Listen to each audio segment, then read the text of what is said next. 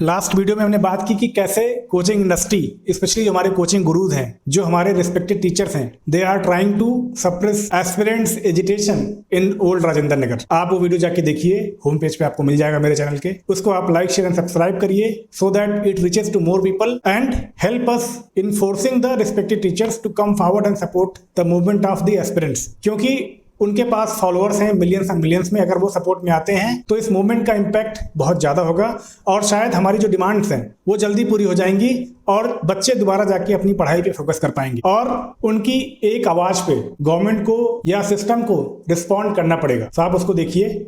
उसमें मैंने coaching industry के बारे में बात की है, how they are trying to suppress the movement by giving freebies, by giving carrot. But हमें ऐसा नहीं करने देना है, हमें अपनी डिमांड्स पे खड़े रहना है। 10 लाख रुपए से किसी का कुछ नहीं होने वाला है।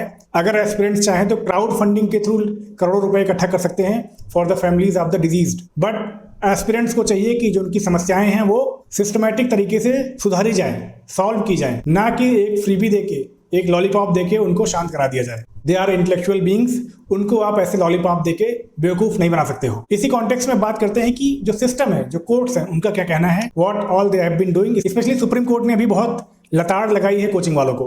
तो हुआ यूं कि ये केस जाता है दिल्ली हाई कोर्ट में और दिल्ली हाई कोर्ट ये कहती है कि जो गाड़ी चला रहा था, जिसकी वजह से पानी उस कोचिंग के गेट को ब्रेक करते हुए बेसमेंट में जाता है, उस पर आपने एफआईआर कर दी। तो हाई कोर्ट ने कहा कि थैंकफुली आपने जो बारिश के देवता हैं इंद्रदेव पे आपने एफआईआर नहीं किया। So such a tragedy in our system. ये एक अपने आप में ही ट्रेजेडी है कि हमारा सिस्टम किस तरह से हमें बेवकूफ बनाता है या समझता है, आई डोंट नो। उसी केस में हाई कोर्ट ने यह भी कहा कि जिन कोचिंग इंस्टीट्यूट्स के पास फायर एनओसी नहीं है उनको तुरंत बंद किया जाए।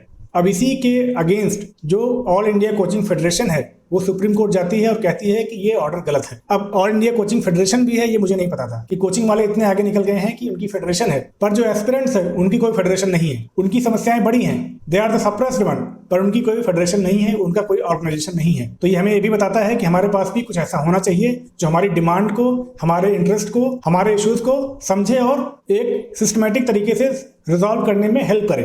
खैर, तो सुप्रीम कोर्ट ने बहुत फटकार लगाई ऑल इंडिया कोचिंग फेडरेशन को और बोला कि instead of going to your coaching and trying to ensure safety of your aspirants, आप यहाँ पे आके कंप्लेन कर रहे हो कि ऑर्डर गलत है। फायर एनओसी तो बेसिक रिक्वायरमेंट है। इसी कॉन्टेक्स्ट में सुप्रीम कोर्ट ने 1 लाख का फाइन भी लगाया, ये बताते हुए कि आपने कोर्ट का टाइम वेस्ट किया है। इसी केस में सुबह मोटो कॉग्निजेंस लेते हुए सुप्रीम कोर्ट ने कहा कि Delhi coaching centres are becoming the death chambers for aspirants. और हार्श कमेंट करते हुए सुप्रीम कोर्ट ने कहा कि Delhi coaching centres are playing with the lives of students. Supreme court ने दिल्ली गवर्नमेंट, यूनियन गवर्नमेंट और साथ में ही एमसीडी ऑफिशियल्स को तलब किया है, अगली हियरिंग में बुलाया है कि आप अपना पक्ष रखिए कि क्या क्या इश्यूज हैं, क्या क्या चैलेंजेस हैं और आपने क्या क्या नहीं किया और क्या क्या हमें करना चाहिए टू इम्प्रूव द सिचुएशन। साथ में ही ऑल इंडिया फेडरेशन के रिप्रेजेंटेटिव्स को भी बुलाया है और बोला है कि आप अपना पक्ष रखिए और अटॉर्नी जनरल को भी बोला है कि आप बताइए कि हम क्या कर सकते हैं so that this grim situation can be improved. जो लाइफ है स्टूडेंट्स की, एस्पिरेंट्स की, उनको प्रोटेक्ट किया जा सके, उनकी समस्याओं को रिजॉल्व किया जा सके। सुप्रीम कोर्ट ने यह भी कहा कि अगर कोई कोचिंग सेफ्टी नॉर्म्स को इंश्योर नहीं कर पा रही है ऑफलाइन सेंटर्स पे अपने, तो उसको ऑनलाइन मोड में जाना चाहिए। It is not suitable for that coaching to continue in the offline mode. So ये भी एक ऑब्जर्वेशन किया है सुप्रीम कोर्ट ने। अब इसका इम्प्लीकेशन क्या होगा?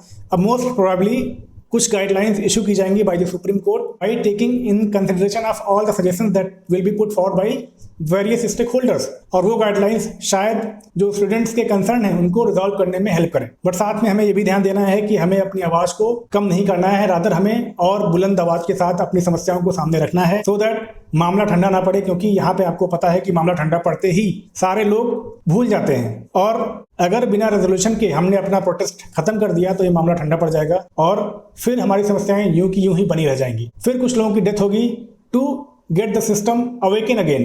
वो हमें नहीं करना है। हमें और लोगों की जिंदगियां दांव पे नहीं लगानी है।